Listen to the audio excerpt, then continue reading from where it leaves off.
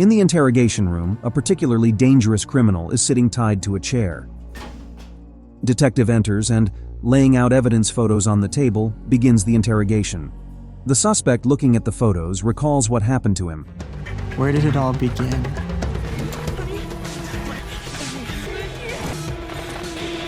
Thus begins the movie American Ultra. Enjoy watching it on the Good Movies channel.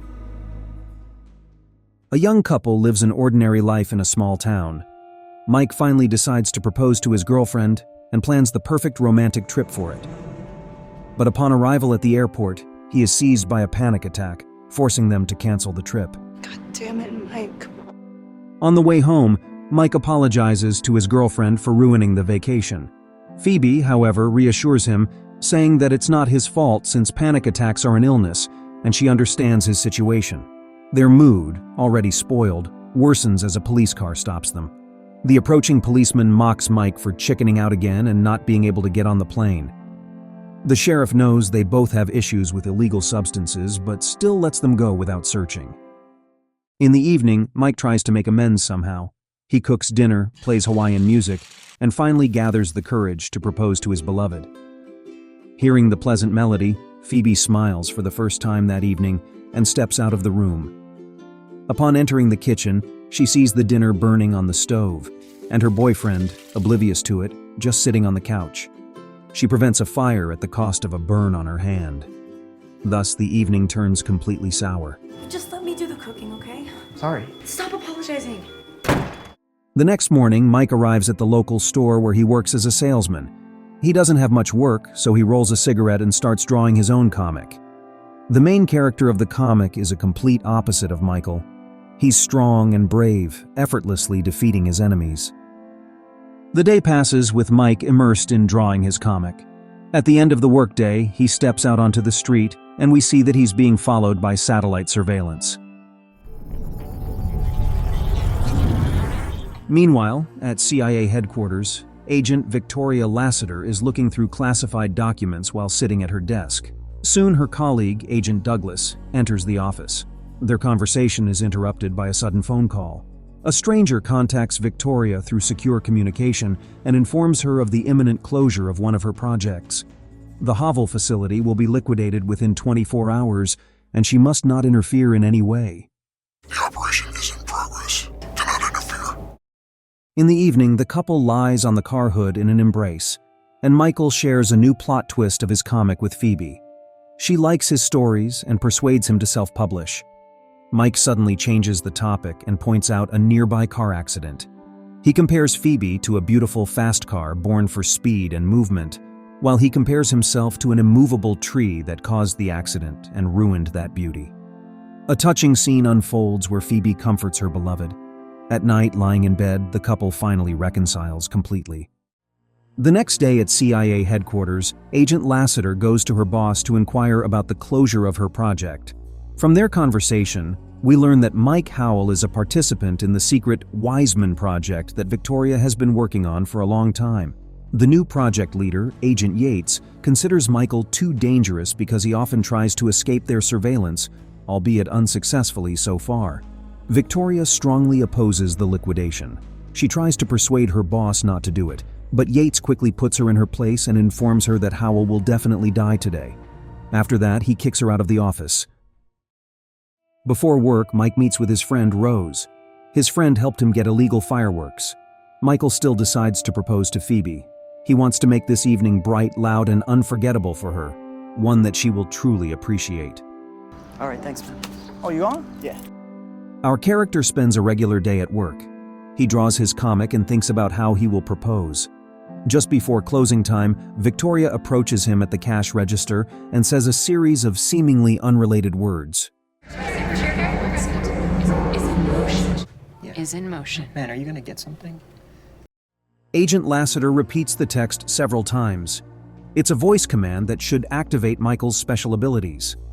Seeing that nothing happens, Victoria apologizes to him and leaves. Do you want your soup? Soon, Mike notices unfamiliar people messing around his car. He goes out to the street to check what's going on. Armed agents attack him, but he easily deals with them, using hot noodles at hand. After regaining consciousness, Mike calls Phoebe with a trembling voice and tells her what happened. He urgently asks her to come and help him before he has a panic attack. When Phoebe arrives, she can't believe what's happening, and Michael can't explain properly what he did. Soon the police also arrive at the store and arrest the couple. Get your hands in the area. I'm sorry. Meanwhile, Yates is informed about the unsuccessful attempt. He immediately realizes that Howell has been activated. Yates orders 2 experimental assets from a different Project Tough Guy to be sent to eliminate Mike. Sitting behind bars, Phoebe questions Michael again about what happened, and he remembers the woman who spoke those strange words to him shortly before the incident. Mandelbrot set is in motion. Echo Choir has been breached. We are fielding the ball. Mike, what the fuck does that mean? Mike is surprised that he remembers those words so clearly. He also vividly recalls everything that happened to him exactly 94 minutes ago. Their conversation is interrupted by the approaching sheriff. He takes them both in for questioning. Mike honestly tells the officer that he managed to deal with the attackers using hot soup. Suddenly, the lights go out at the station and they are taken back to their cell for safety. Soon, 2 experimental assets burst into the station. They destroy everything around to leave no witnesses. The police try to resist, but to no avail. Mike manages to lock one of the attackers in a cell and escape with Phoebe onto the street. In the parking lot in front of the station, he skillfully deflects a grenade thrown at him and neutralizes the second attacker with 2 strikes.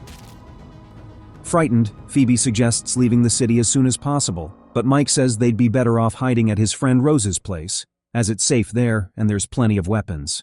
Suddenly, Michael's car explodes behind them. Let's take my car. Meanwhile, authorities block all exits from the city. Yates orders all available assets to be gathered for Howell's elimination. Seeing the extent of the destruction, Victoria realizes that she did manage to activate her ward after all. She calls Agent Douglas and asks him to deliver weapons to her to save her project. On the way to his friend, Mike realizes that he doesn't remember his life before meeting Phoebe, but he can easily talk about any existing tank and types of weaponry. What if I'm like a robot? Karate programming where I use objects to kill people? Rose decides to let his acquaintances in and informs them that the city is under quarantine due to the discovery of a dangerous virus. He turns on the TV to show the news, confirming the situation. At that moment, a photo of Michael and Victoria appears on the news. They are labeled as terrorists and authorities ask for them to be handed over. Our character tries to explain everything to his friend, but Rose doesn't believe his story. He locks couple in the basement. Hey, Rose. I think I could probably break this lock. Please don't. Authorities track down Michael's location. Yates urgently sends a squad of new fighters there. The arriving assets fill the house with chemical weapons, and wearing gas masks, they begin the assault. They easily overpower Michael's friends. In the basement, Mike beats one asset with a weight, and after escaping to the street, Phoebe shoots the second one. The couple survives, but Mike suffers severe gas poisoning. Without hesitation, Phoebe injects him with the antidote and shakes him to keep him from passing out. Wake up, wake up, wake up, okay? How do you know what that gas was? In such a dire situation, Phoebe finally decides to tell Mike the whole truth. She actually works for the CIA and has been his handler for a long time. Mike realizes that his life has been a fabrication and cannot forgive Phoebe for the deception. The couple gets into a car, but they are attacked by a surviving asset. He manages to kidnap Phoebe, while Michael, locked in the car, is doused in gasoline and set on fire. At that moment, Victoria appears at the scene. She manages to discreetly rescue Mike just before the explosion. Mike! Mike! Once safe, Victoria tells Guy about a secret project to create universal soldiers in which he volunteered. Victoria decided to shut down the project because all her subjects were starting to go insane. That's why they erased Michael's memory, and his phobias are a protective measure to prevent him from leaving the controlled city. Phoebe, however, chose to stay with him even after the project was closed, sacrificing her normal life in the process.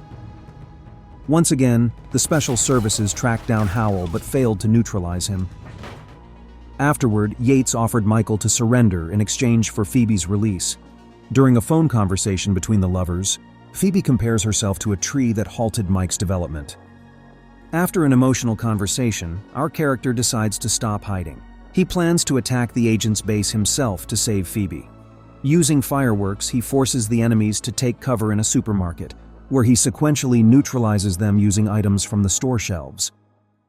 Do you want to go home? Okay. Exiting the supermarket, the couple finds a police squad waiting for them on the street. Under the spotlight, Mike finally proposes to Phoebe. She said yes! Their happiness is short-lived as they are stunned with tasers and taken to the police station. Mike wakes up at an interrogation table. This is where the movie began. 6 months later, they are sent on a dangerous mission led by Agent Lassiter. Mike easily completes it, acting as the main hero of his comic book. Thanks to everyone who watched until the end. On this channel, you can always find retellings of good movies.